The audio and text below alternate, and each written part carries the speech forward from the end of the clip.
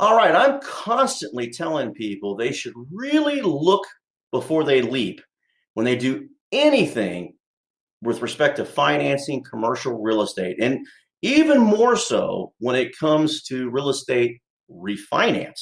All right, so you may be asking yourself, well, what exactly am I supposed to be looking at? Well, if you'll stick around, I'll tell you.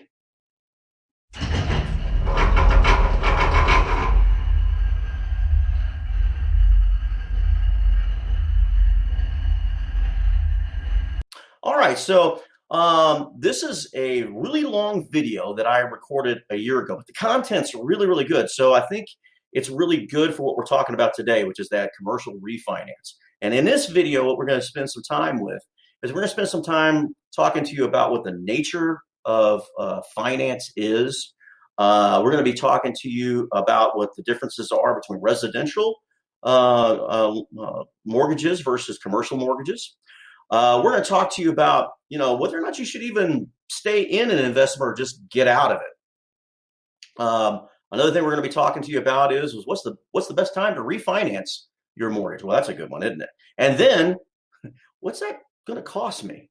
So I hope you enjoy this video. Again, it's a long video. Now, if you look down in the description below, you're going to see lots of little links at the bottom. What I did is I broke this video up into much smaller pieces. So if you want to just watch the individual chunks, you could too. But I think it's a really good video overall for you to watch. Now, I hope you like the video. If you do, give us a thumbs up. And please subscribe to the channel. We'd love to have you. Hit that bell notification so that when new videos come out, you can see those as well. All right, well, enjoy. All right, our first slide up. One of the things we have to talk about is what's the nature of finance. So finance is really concerned with really three things. The first thing they're looking at is the magnitude of cash flow. It's always about cash flow. So in this case, magnitude of cash flow is whether it's positive cash flow or negative cash flow. The second thing that finance is interested in is the timing of those cash flows.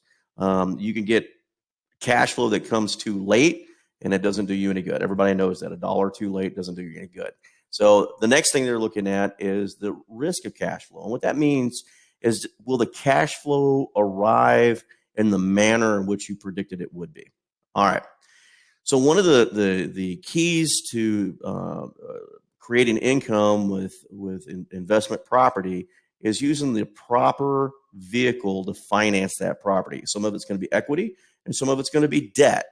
And we'll talk about the character of that. There's lots of different mortgage types that are out there, and we're not going to go into those tonight. I'm actually going to produce several videos where I'll feature each type, and so you can see how it can be used as a tool. And what you want to do is create a good income producing property based on a debt profile. And we'll talk about that a little bit more later. There we go. Let's go to our next slide. All right, so first, I get a lot of questions from people when they say, well, I don't understand why we're having to refinance this income-producing property. They all have homes and they have a mortgage, and they thought it would work very similar to a mortgage, and they didn't really understand the process. So what I thought I would do is spend a few minutes talking about the differences and what the process is. All right, if you have a home and you went out and you mortgaged your home, oftentimes people get a 15 or a 30-year mortgage. What happens with that is the bank that you go to get that mortgage, well, they don't have all that money with them. What they do is they go borrow that money either from a Fed or another participating bank or investors themselves. And what they'll do is they'll originate the loan. So they're going to all the origination process to create that loan. All right. There you'll get amortized according to the terms of the note. All right. Then eventually what they do is they go out and they take that loan that they've originated and they sell it on the secondary market. Now that may mean they still service the loan, but what they've done is they've gotten the loan off their books and they've sold it onto the secondary market. That loan that goes out on the secondary markets gets combined with thousands of other loans just like it. In fact, they call that a conforming note. And that's usually the only way they can really get it on the secondary market. And what they do is they take that and they put it in what they call the sausage grinder. And I'll show you that here in a second. But they package these loans together and then they sell them off to investors. Now, the nice thing about them is because they're sold in thousands, they understand the risk involved of a person who might, sell their home.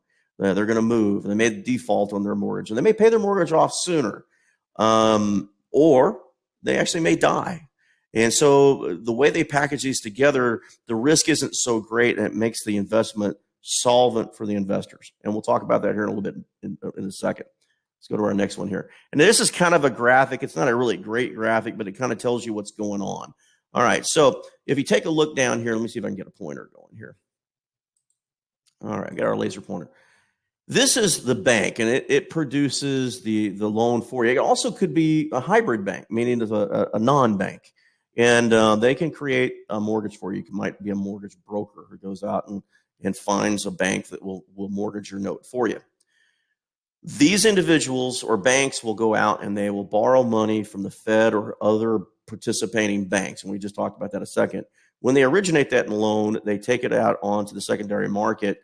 And where you've got the normal Fannie Mae, Freddie Mac, there's all different kinds of federal agencies or quasi-governmental agencies that will sell it onto the secondary market. Well, what they do is they bundle all those loans together and they sell them into the private market. Now, they're backed up by a government entity, and that's what makes it solvent for the investor.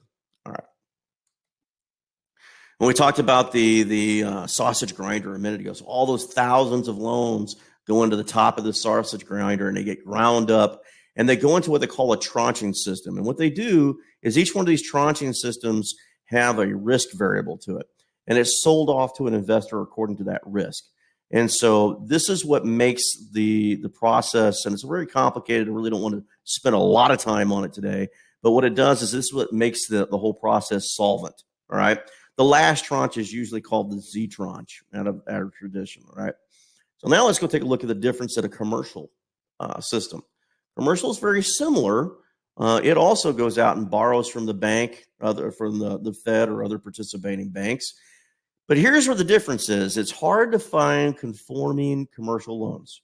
And so at any one particular point in time, there's not a whole lot of these loans floating around out there. And so they may package these together.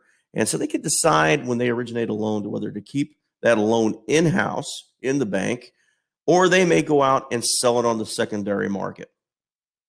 Now, if they sell it on the secondary market, they don't have as many options on the secondary market like you do on the residential secondary market.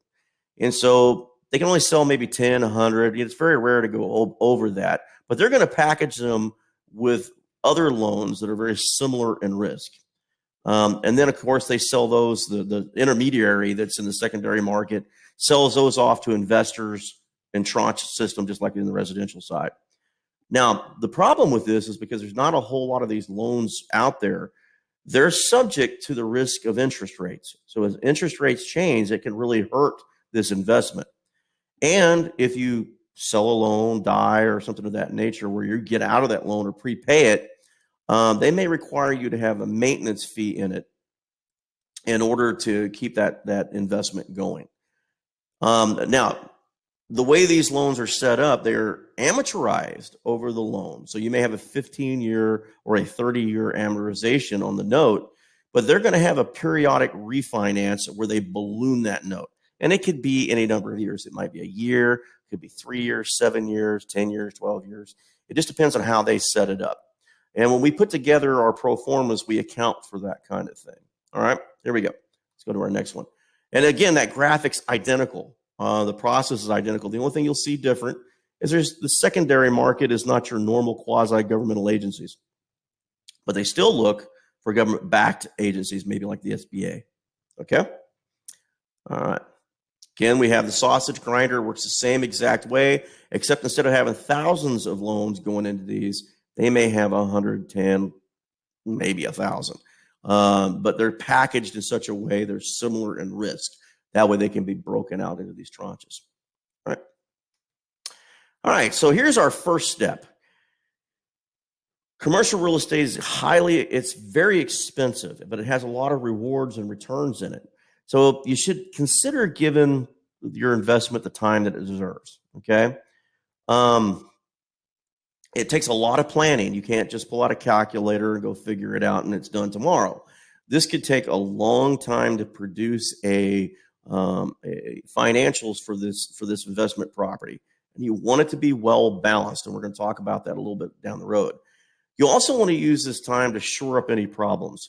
So a lot of times, lenders will want estoppels from your tenants. And when we talk about investment property, let me get that clear on the definition. We're talking about income producing property, and that income is coming from tenants. And so what you want to do is make sure that your tenants and all of your lease agreements are shored up and they're solid. And you want to present the very best possible picture to the lender, okay? You also want to leverage your refinance and use it to your advantage. So just like it's to their advantage, remember the reason why they reset that is because the interest rate risk, that also works for your benefit. Nothing says you have to use the same mortgage system that you did before. So you should really evaluate whether or not, one, you want to stay in the investment you're in, and second, how do you want to finance that project? And we're going to go into some more of that detail here in a second. Step 2, highly critical that you gather all your loan documents. Those loan documents are critical because they tell guys like me what's going on, what's the process in the loan document. So one of the things that I'm going to do is I'm going to go through and pick apart that document and find out what you're responsible for and what the bank's responsible for. So I'm going to know what did they loan and what the loan rate was and what the term of the loan was, what the balloon was, what the fees were associated, maybe a maintenance fee. And from that document, I'm going to go ahead and create a pro forma. I'm going to look at things like loan to value, your debt coverage ratio, your debt servicing, and your net operating income, and balance that out in such a way that I maximize the income that you're producing. Your bank is a partner of yours, but you shouldn't give your partner more money than they actually deserve, and that's what we're trying to teach you right here. Okay. Now, the loan to value ratio is just simply that. It's a ratio of here's the, you have $1 million loan and it's an 80-20 loan to value ratio. Well, the bank is going to lend 800,000 on it. Your debt coverage ratio is a ratio where you have this net operating income over your debt servicing. And that ratio has to be greater than 1 or you're losing money. Okay. The bank won't allow that to happen. We're not going to cover in this video appreciation. That's a different video. So let's don't get ahead of ourselves on that. All right. One of the things I really recommend doing in order to get this pro forma completed is you do need to go down and get yourself either an appraisal on the property or you can get a broker opinion of value or broker price opinion. This gives you a good starting point to know what your property is worth in the market as of the time of the appraisal or the opinion of value. All right. Step 3, let's take a look. You're going to analyze your situation. The first thing you probably need to do is to decide, do I even need to stay in this investment? In other words, for the money I have in this project or this investment, can I do better elsewhere? And in a second, I'm going to show you a graph that we produced that can help you out with that. The next thing you need to do is just simply decide whether or not the financing is adequate for your project. Should you use another financing vehicle? And the second part of that is just simply going out into the market and seeing what's out there.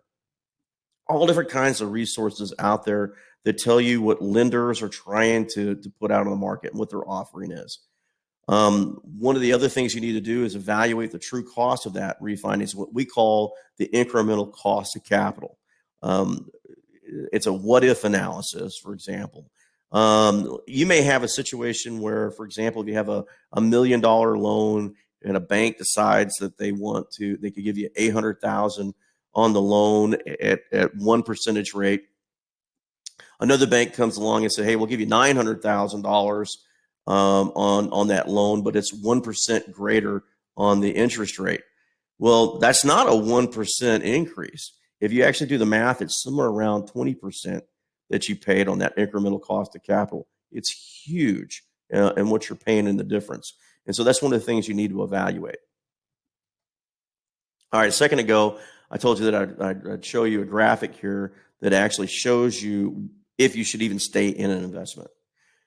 Now, this particular graph comes from a hypothetical property I put together in which we used all the tools of time value of money. And we were able to create a well-balanced pro forma. so that it helps you maximize your income. So all the tools are being used here to the best of their ability. Now, what this thing is saying, look, if my rents, we created a sensitivity analysis based on the growth of rents. If my rents grow, and let me see if I get our laser pointer here. If my rents grow at 3% per year, what I need to find is an investment that gives me a 12.8% internal rate of return or greater. If I can't find that, then I stay in the property. If I can, I sell. So that's our first step, is determine where we're really sitting at as far as this investment. This next graph shows you the timing in which you should refinance. Remember, this particular pro forma is very well balanced. And one of the things you're going to notice is that this line is flat, except for this point right here. This is where you originated the loan.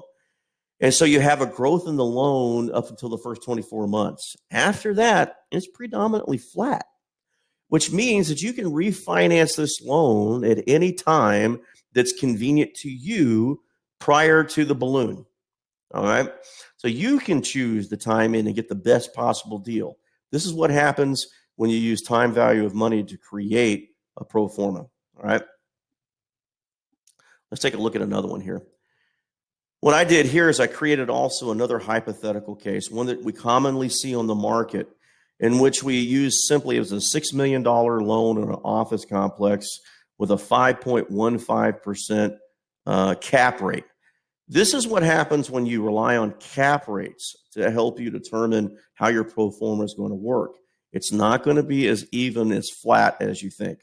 All right, so here's one of the things we're going to take a look at here. This loan is a 5.75% loan on refinance. Okay, it's a 4% loan going in and a 5.75% loan on refinance.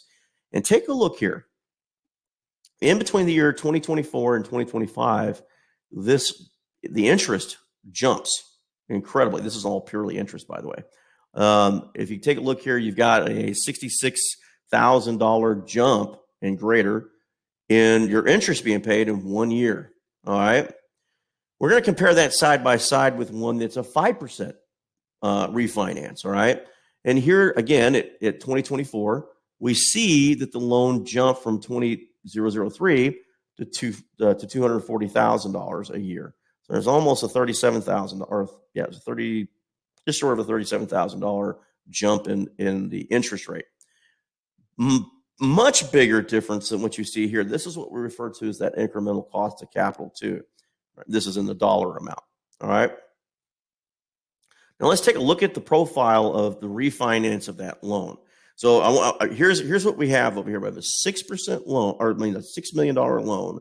We have a debt coverage ratio of 1.2 on the scale, and we have a 4% loan on the property. It's amortized for 30 years. There's a balloon at 60 months. Now, on this particular case, we have a prepayment penalty of 6 months on the declining balance. This is what you would normally find for a yield maintenance on a commercial loan. You may also have a 1-point amortization over the life of the loan itself. And so if you take a look, this goes for 120 months, and you have your internal rate of return. And I really wouldn't pay attention to that so much as I would the shape of the curve, okay? What this chart is telling you is that somewhere in between 36 months and 48 months is the optimum time for you to refinance this note. If it balloons at the 60th month, it's to the benefit of the bank. Look how that dropped. This benefits the bank, not you, all right?